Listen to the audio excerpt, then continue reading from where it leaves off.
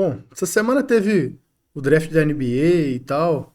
Fiquei entusiasmado. Meu time era o principal envolvido ali, querendo ou não. Não tinha a primeira escolha, mas era um dos principais. Pra quem não sabe o que é draft, eu vou explicar daqui a pouco, tá? Aí eu tava assistindo, pá. Começou a me matutar na cabeça, cara. Queria fazer um negócio, tipo um draft relacionado ao futebol, né? Aí fiquei pensando, pensando, pensando. Não consegui. Aí pensei, pô, bota o Golden Boy ali, mas o Golden Boy os caras repetia. Até que eu cheguei nessa ideia aí que eu vou falar pra vocês.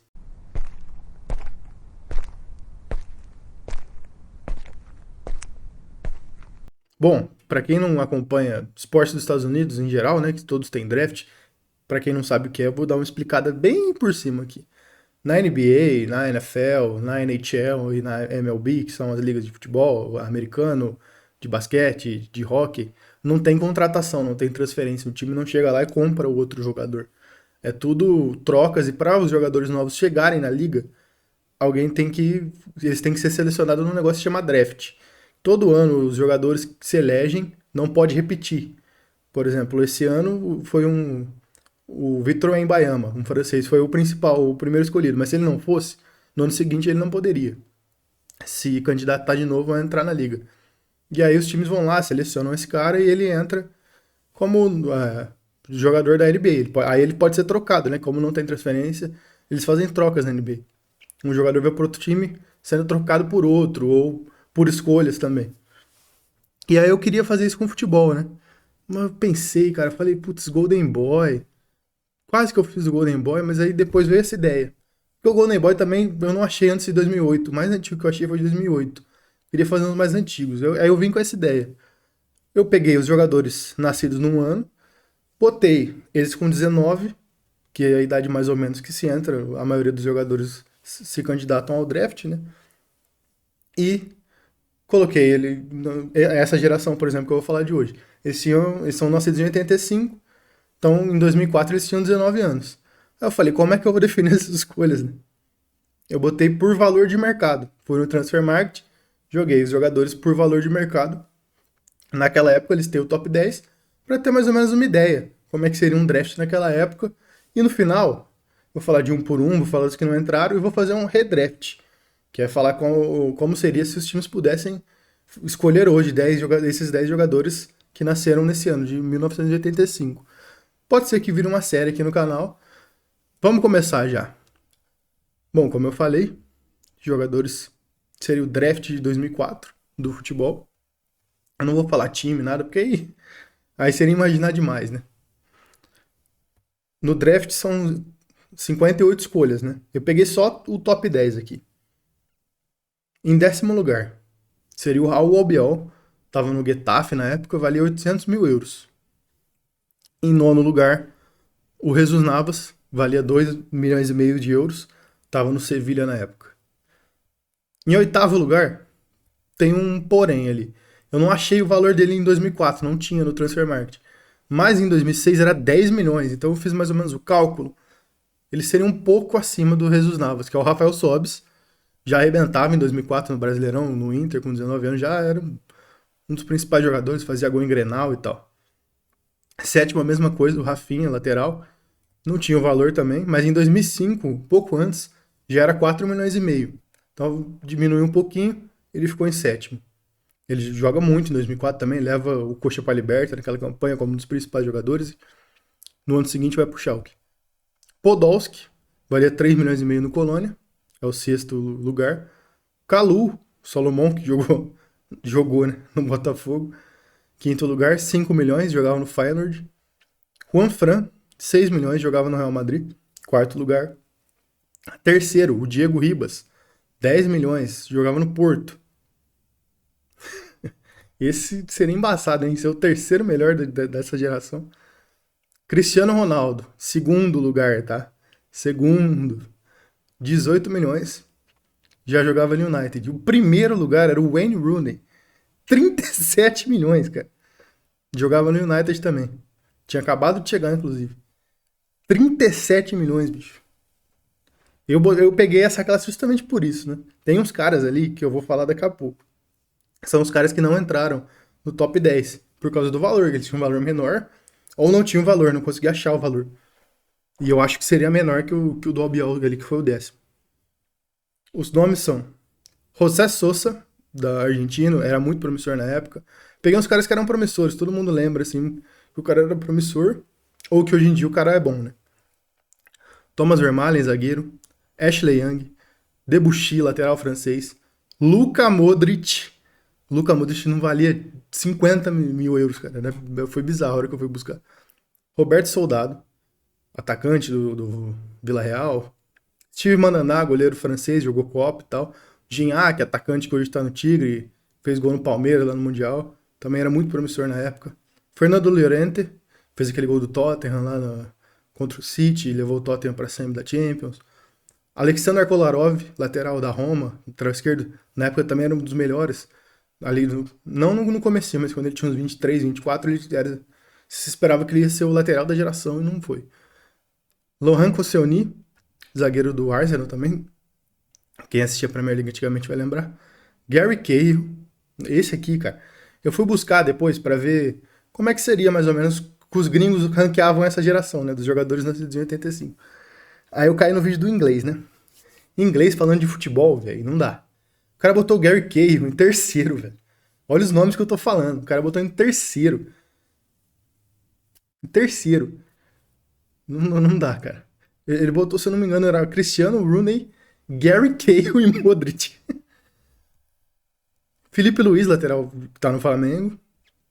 Mário Gomes, também era uma promessa. Mas mais no ano seguinte, 1 e 2 anos depois, que aí ele arrebenta no Stuttgart, aí vai pro Bayern, tudo.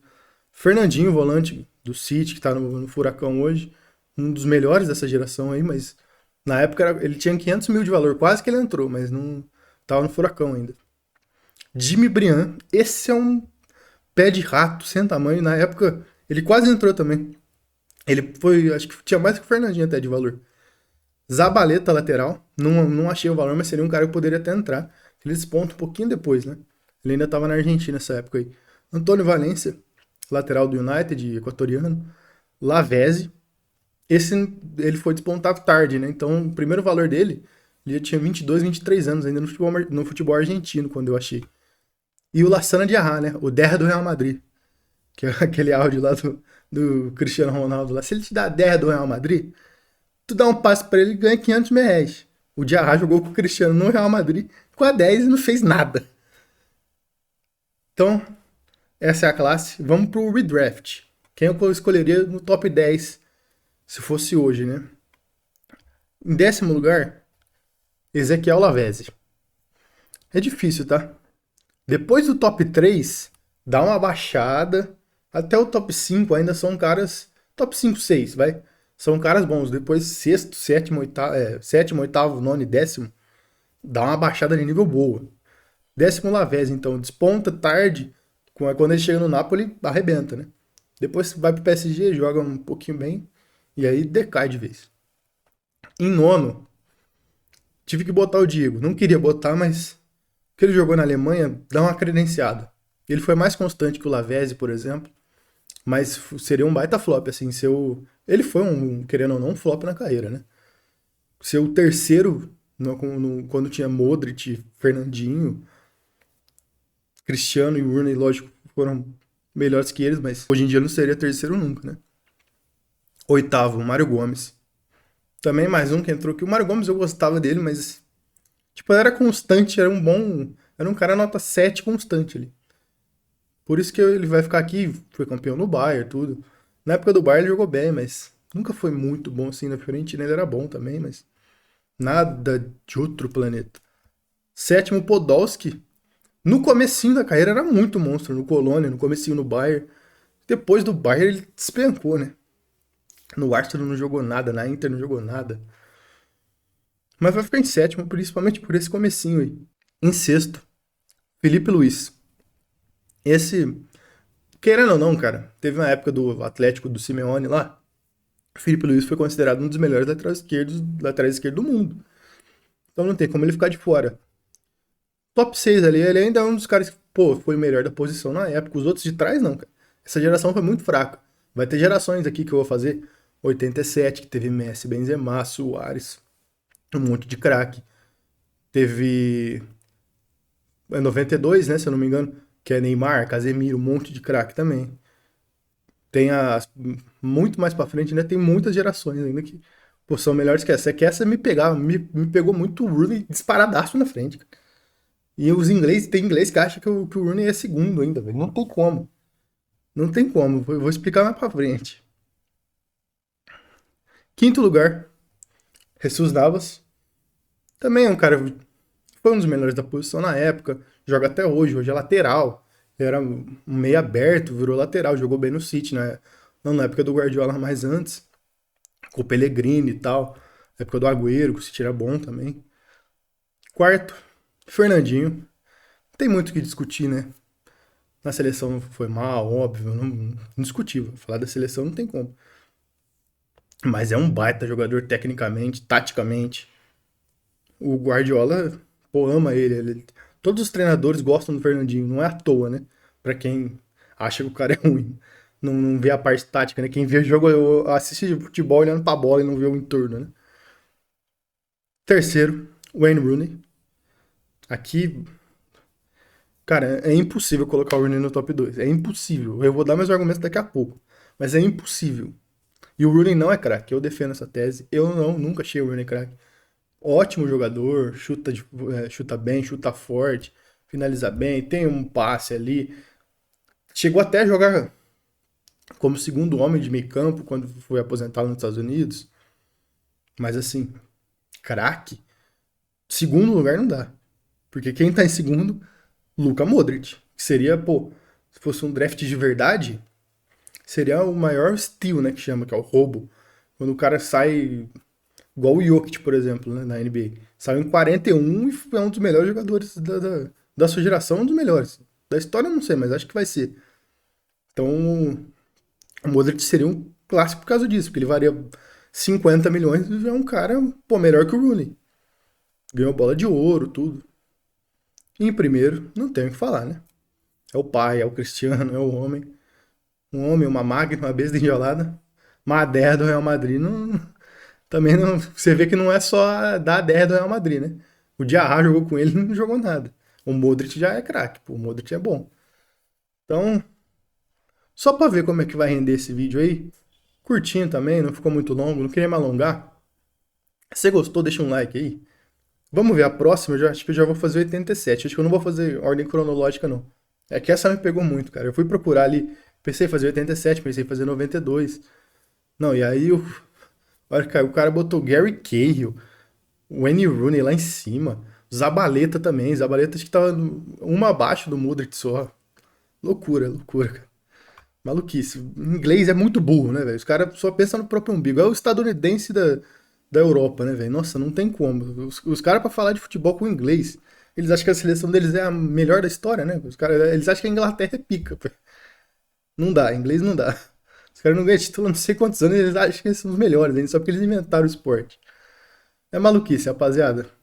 Bom, por hoje é isso. Esqueci de falar, vai ficar só pro final. Quem assistiu até o final também, pô, deixa um like aí. Mereço, né? Se inscreve aí também, pô. Se eu for fazer de novo pra você não perder. Se não bingar a ideia, rapaziada, a culpa não é minha, é do vídeo que não engajou. É isso por hoje. Falou.